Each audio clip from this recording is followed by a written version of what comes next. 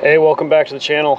So today we are going to be showing you guys how to install the Midland radios. There's two different models that they have that have the controls on the radio itself, and you can actually remote locate the base unit. So I've already installed mine, and I put it down here in the footwell under next to the gas pedal. But as you can see, my original plan to install it there with some double-sided Velcro did not work. But as you can also see, my truck is filthy and I got new floor mats. So first things first, I'm going to clean that up.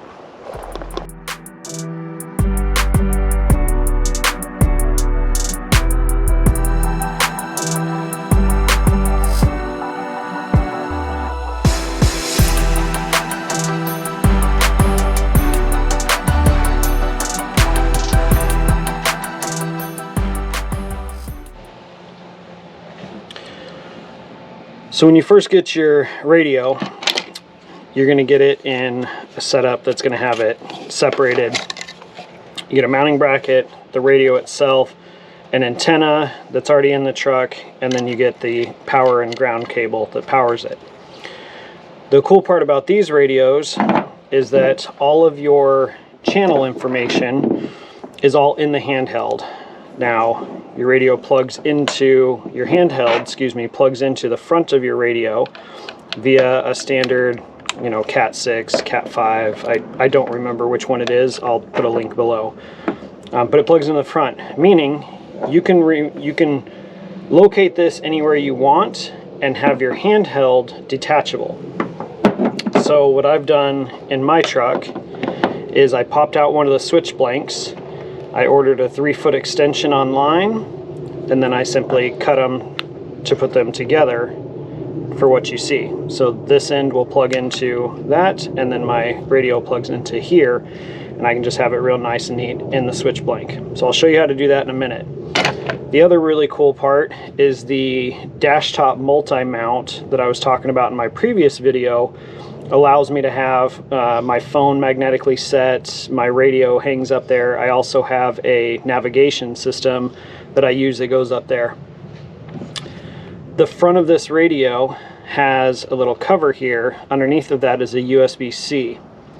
So what I did is I got a USB-C to USB splitter. So I'll plug this in here,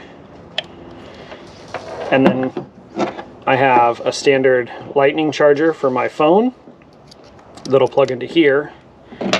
And then I also have, oh, looks like I ordered the wrong one, but in the house I have some. And they are USB to USB-C, and that's what charges my navigation tablet. So I'll go grab that too.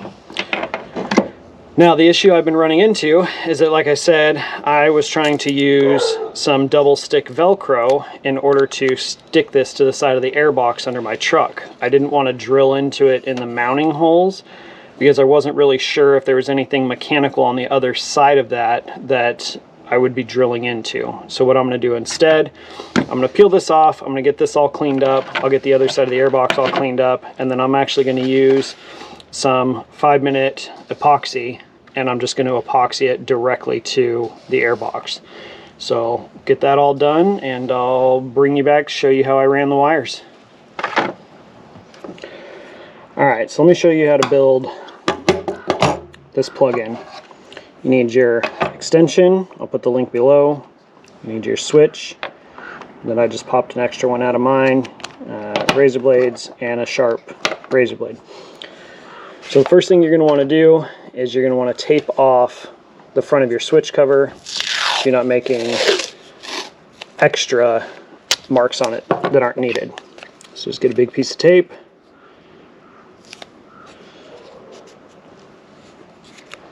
stick it on there. Doesn't even matter if it's square. Take your X-Acto and you're going to cut it neatly to the edges.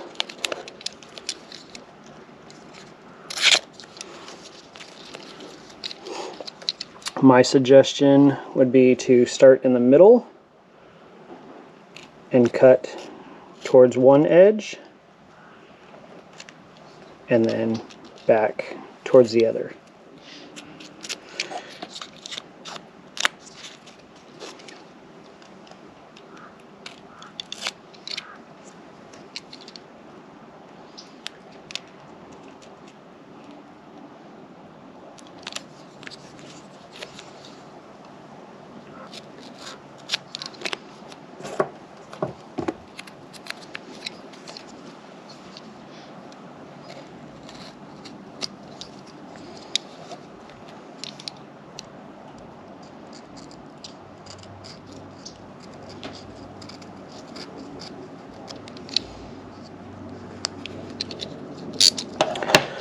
Alright, once you have it covered, don't worry about your corners. If they're not perfect, just be more concerned about how your edges are folded down.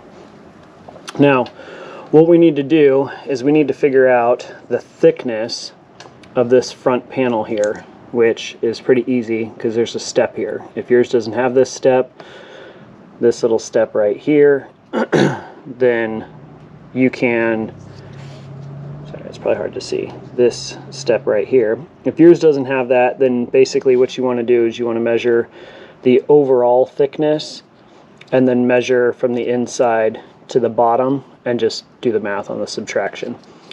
So since I know that this is my thickness here, I'm going to take my calipers, take a measurement. So mine is about 82 thousandths. Figure in the tape there, probably about 80 thousandths, 80.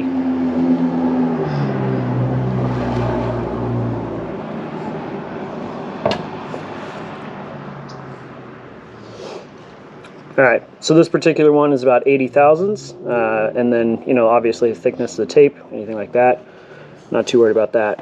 What I want to do then is I'm going to set my calipers at about 85 thousandths. We want to go just a little bit over that.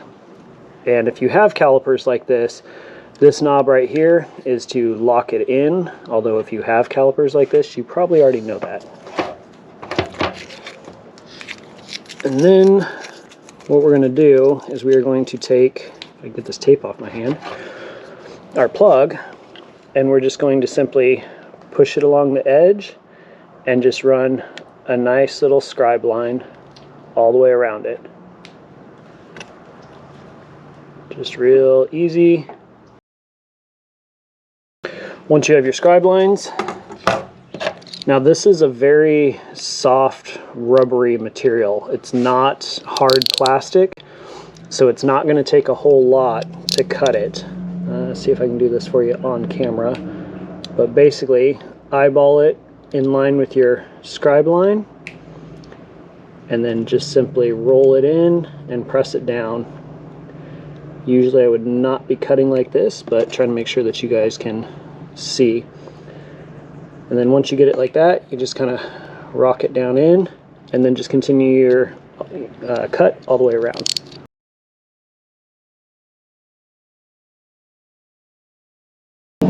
Alright, so that should be cut all the way around. All I'm going to do now is I'm just going to give a quick cut out to the edge,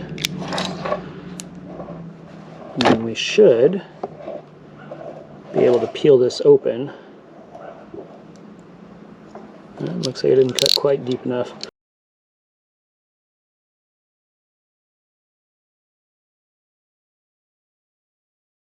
Alright, now that you've ran it around again, you should be able to just peel this all the way around. Now that we have it down like this, make sure that you don't have any extra little pieces hanging up anywhere. And what we can do is we can get an accurate dimension on it. Okay, so this is the part where if you weren't going to put it on a switch, you know, into a switch panel, if you wanted to put it, say, just into any regular panel of your vehicle, this is the part where you would pay attention to that. So what you're going to do is you're going to take your outside edge. See, I've still got a piece on there.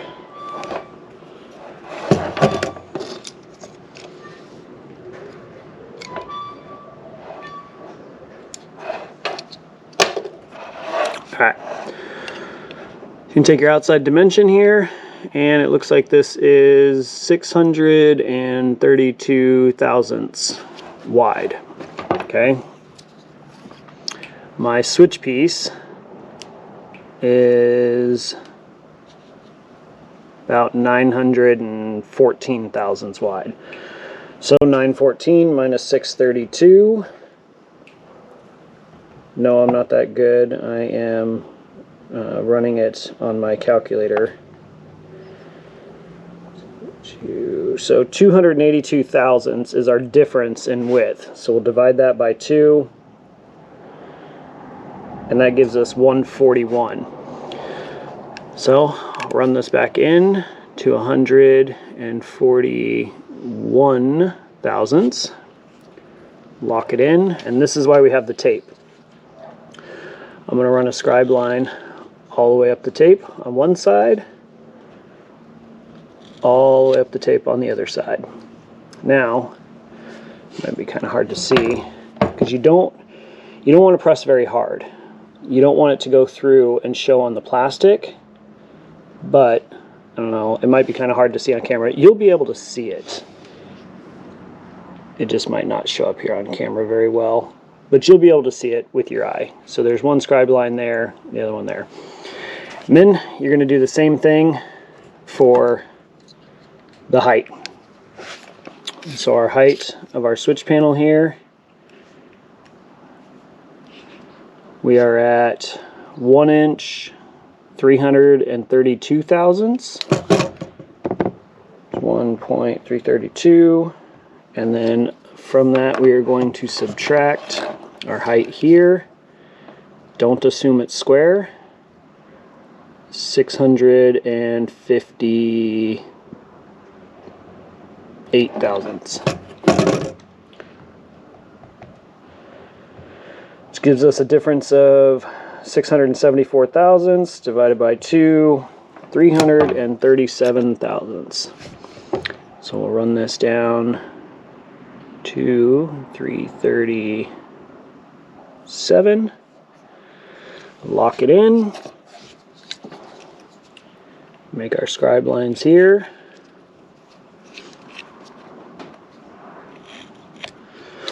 And now that we have all 4 scribe lines, we can see, you know what, let me grab a pen and I'm going to color that in.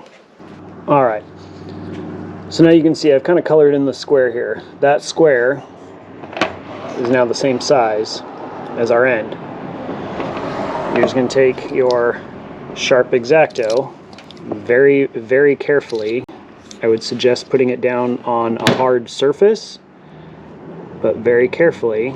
You're just going to start coming through here, and you want to try and cut a nice straight line all the way just to the corner. You can even stop just shy of the corner. Okay? It doesn't have to go all the way through the first time. Be very careful, and remember that if you slip, you don't want to catch a thumb or a finger or anything like that. So try and keep all of your digits out of the way so you can keep all of your digits. And just nice and easy. These switches aren't very thick. They're not very hard to cut. It's pretty simple. And usually on about your 3rd pass, sometimes 2nd pass, you'll start to get a little poke through on the back. One thing you can do to aid in this if you want is if you are using a switch and not a regular panel, it has this webbing in the middle. That webbing has to basically all come out. So you can just take your X-Acto and just run it down. It doesn't have to be very clean or tidy. Just run it down.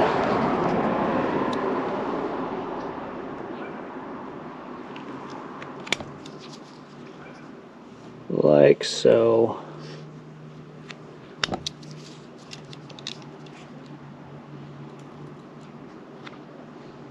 and that'll help disconnect it when you do cut through. Now, if you want to cut all the way through at this point, what you're going to want to do is go into the middle of your line, rock it back and forth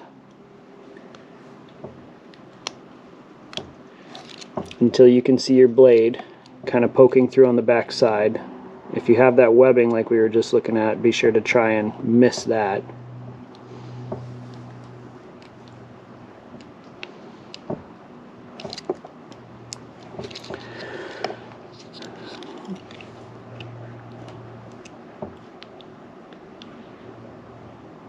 You don't want to put a lot of pressure because that's when you slip and cut yourself. But now, it's going to be real hard to see, but down in there, my blade is just sticking through. And you're just going to work your blade all the way around like this. So you just work this just in slow rocking motion, like this, all the way to the corner. And this is how you keep your corners nice and square. So you'll just rock it real gentle, back and forth, not a lot of pressure, until you get just to your corner, and then pull your blade out. Again, gentle rocking. We're not putting a bunch of pressure on anything, not trying to slip and cut ourselves. And then you just turn it around, insert it back into the same slot you were just in. Gentle rocking again. Now remember, you got to come through this webbing on this side. So you're just going to real gentle rock right through there. See how easy that cut through there? It does not take a lot of pressure to cut this stuff. You don't want to slip and cut yourself. So nice gentle rocking. Again, just into the corner. Okay, repeat this for all the sides, and then we'll be right back. Alright, as I was saying, once you get this all cut out in here, the important part to pay attention to is these sides on the narrow side. So this is important, especially, so this switch is out of a Toyota Tacoma. They're a little bit narrower than the switch, or a little bit narrow. Wow, the switch piece is a little more narrow than this. They're actually almost the identical size. Now, I don't know if you guys caught it. I didn't catch it until I went to put this together, but I cut way too much off of this side. So make sure that when you're doing yours, you double check it. I cut almost enough to come all the way flush. It's fine though. What you're gonna do is you're gonna put one side of the extra. Don't cut this extra sheeting unless you absolutely need to, but what you can do is you put one side in and then just kind of give it a little bit of a stretch, and the other side will go in. You're going to bring your piece back flush. Make sure it's nice and flush on all the corners. And then what I do is I use some of this Gorilla super glue gel. This stuff is amazing. And I'm just going to put squirts down in each little corner, give it a little bit to set up. And you can look, it's not bulging the sides. It's just going to make sure that everything has a nice snug fit. And that way everything sits nice and flush, real nice and easy. Once you put your glue in there, it's a good idea to just put it on a flat surface, push the switch panel down, push this down, and just kind of hold it there for a second. Make sure that everything's good. Let the glue set up for a second. Once your glue is set up, then peel your tape. If you want to peel it beforehand, you can, but if there's any little drips that come through, it's going to stick to the tape, not your switch face. So I'm going to get this glued. We'll be right back. Alright, while our glue is setting up on the rest of it, we're going to run some wires. So since I'm using the dash top multi-mount, my wires are going to come up the top here. So what I need to do is pop this back out. And you can see I've already notched for the wires to come out of. So I need to make sure that my wires can come up here and come out in the correct spot.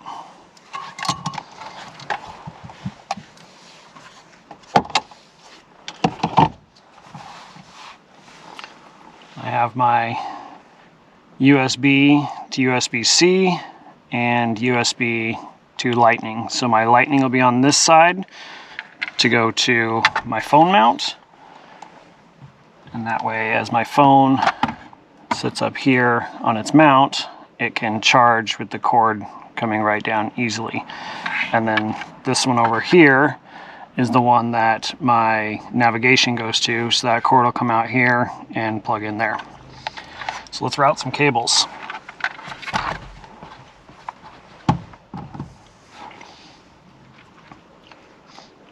So the first thing that I'm going to do is I'm going to string all these cables out and see if we even have enough length for what we need.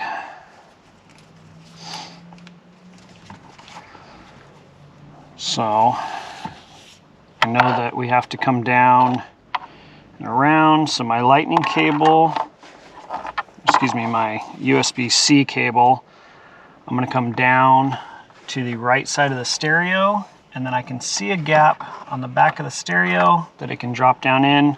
So I'm actually going to take these 4 bolts out, slide that stereo out so I can see down to where it needs to go. So I'm going to do that real quick and we'll be right back.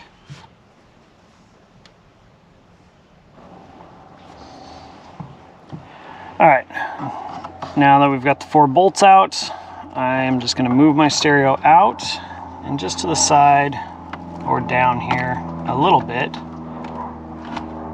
just to access everything down here. I don't want to scratch up my anything.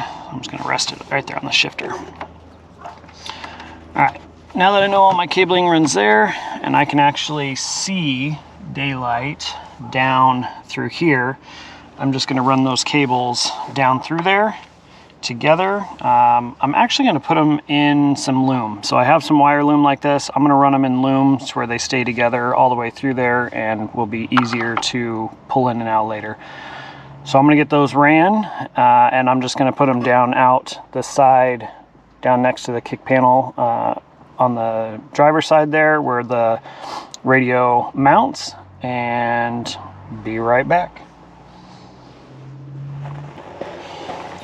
Alright, so the wire loom wouldn't work. It actually was too small, and as I was running the cables just up through here in the middle of the open stereo area, I realized that the stereo itself has these sharp edges on it, and I really don't want the wires rubbing against those sharp edges.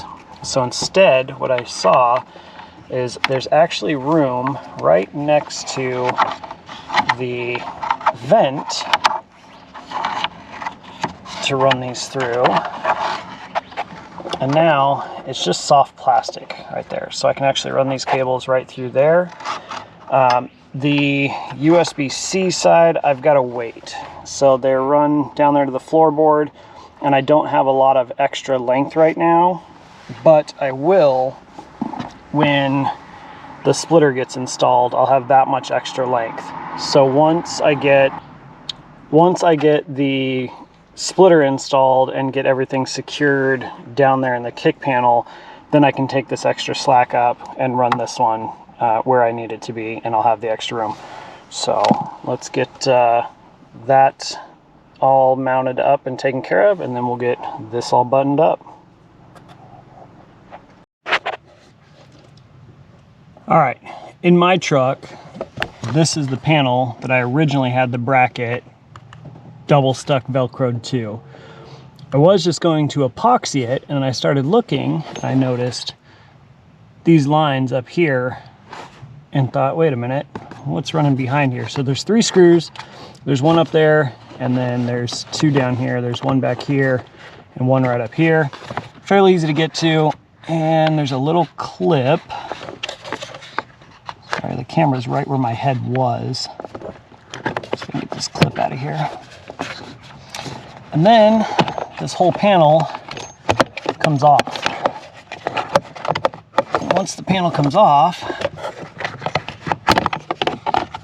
I can see that there's AC lines back there. So I don't want to epoxy this, because knowing that there's AC lines back there, the temperature of this is going to be changing a lot, which is probably why the glue on the Velcro failed the first time around.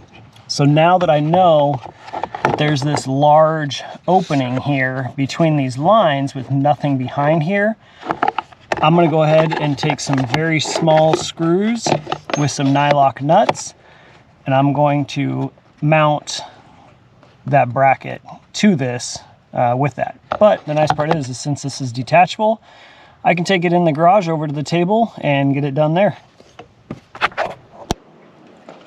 All right, once I got the panel out here in the light, which I know lighting is terrible, I was actually able to see that it's got this channel in here, which is where your AC system sits, and then you can see where the other lines sit. So I'm going to utilize this space right in these gaps here to put my screws through. And what that's going to do is that's going to allow me to mount this still on that edge, but right, the power cord out of the way here, still on the edge, but just right on the edge. And then there's this gap over here. I'm actually going to put a piece of molding in there, a little piece of rubber molding in there. I keep this garage door molding around. It's like $9 a roll, and I use it for pretty much everything I need. So you just cut it into little strips, and then you can just insert it wherever you need to keep stuff from rattling or insulated. So I'm going to get that all bolted together, bring you back. Alright, so I got it all mounted in here. You can see the little piece of rubber I was talking about. Insulates it, keeps it from rattling on the back side. The screws are tucked away nice and clean in there with some lock washers so they will not back up. And then this unit actually just slides in here. I test fit it, and I would highly suggest that if you're going to do it like this, to slide it in before you actually fit it in the truck, because even that takes some finagling. The other thing that you can do is install it the other way around to where you can slide it in from this side. I'm not sure that I have the room for the connections since mine was previously installed, but something to keep in mind when you're setting up yours. All right, I know what you're thinking. You're talking about connections and all this, but ours weren't previously connected. So I'm going to show you what I did on mine. So here is my antenna, okay? I just ran the wire down along the underside of my ditch light bracket around, and then I ran it down through this rubber grommet right here. And a lot of people don't like going through rubber grommets because there's always a possibility of water getting inside the cab. I agree. However, sometimes you just got to do what you got to do. I made sure to go on the underside of this little nub here and then hooked right there. So hopefully no water will get in. I haven't had any water come in yet.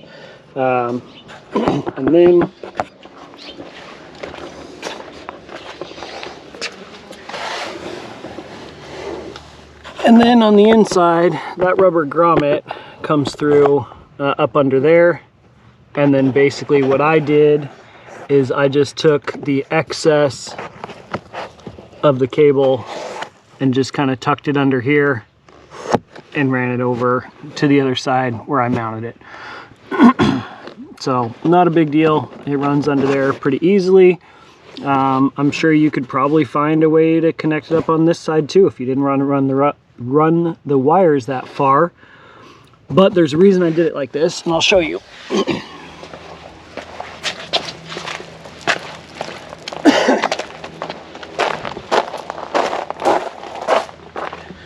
So on this side, if we're looking at the wires. All right, on this side, if we're looking up here at the wires, you can see, first of all, I did have to flip that around because there is no clearance right there against that vent pipe. So if we're looking at our power wires, they run up here and across and over through the grommet on this side with about a million other wires. When you go to clip the end off, because it'll come with a little cigarette lighter adapter, when you go to clip the end of it off, there's a fuse, an inline fuse, and that fuse is barely long enough to reach the firewall plug. So I just went over and plugged it in here, so it's fused here. It's also fused on the other side of the firewall before it goes into the radio. So try to keep it that way. All right, here's what it looks like under mine now when we're all finished. So you can see I have my splitter plugged in and my USB-C comes up. I've got it zip tied to the extension for the mic handle. I've got my antenna that worked out to be right under there. My power wires run up, and then I brought everything up, bundled all the excess together, and then I just found a loom that was up top and bundled that together. One thing I did do that I would definitely suggest you do as well is where you plug in your USB on this extension, on the splitter, excuse me, is make sure that you run a little tape around the ends. I don't know if you can even see any of the ends. Yep, right there. Make sure you run a little tape around them just to make sure they're secure. Also, your zip ties don't have to be tight. You still want stuff to be able to move around on there unless you're trying to secure something to it. But I wanted to make sure these cords could move, just not separate from each other next to the gas pedal. So everything's nice and flush. You can see as we're looking at the gas pedal, there's no, like that, there's plenty of room there, no issues at all for interference. So now we'll put the rest of the wires together, show you what that looks like. All right, so I took these wires, and I know we had them routed next to the vent before. That actually was not very smart since they need to be up top. So you can see there's a little nub in the middle, and then basically run one on one side, one on the other side. And then that will give us the perfect position for when I'm going to put this back on. Just make sure that they're lined up in your notches here.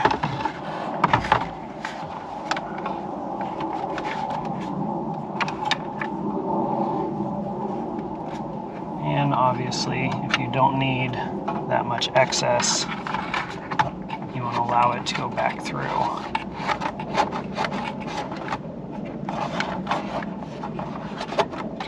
I'm only going to keep enough out to go over to my phone. This one, I need as much as I can get.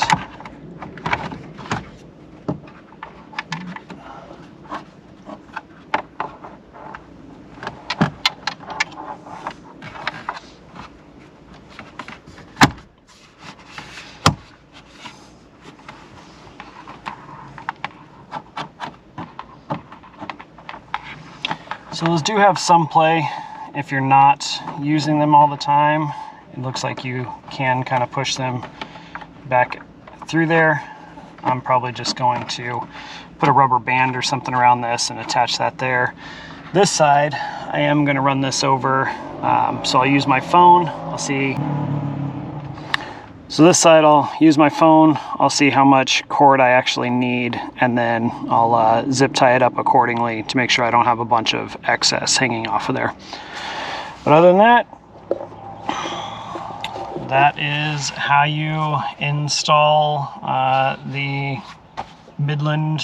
Mine's the 275. It's the same for the 575. They're the exact same. So hope you enjoyed. If you have any questions, please feel free to reach out. One other thing, These switch panels, obviously these are hard to get to, but while you have the stereo out, sorry about the glare, while you have the stereo out, you can reach down there from the back side and pop it out. It is hard to reach down there, but it's not terrible. The other thing that you can do if you don't have any switches here, I know different models of different vehicles, you know, have different options.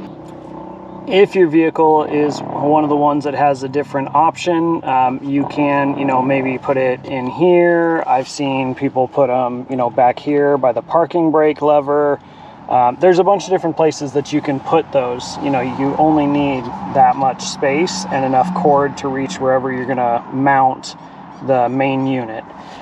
So, with all that being said, I am going to clean up all my tools and detail my truck because it is still filthy.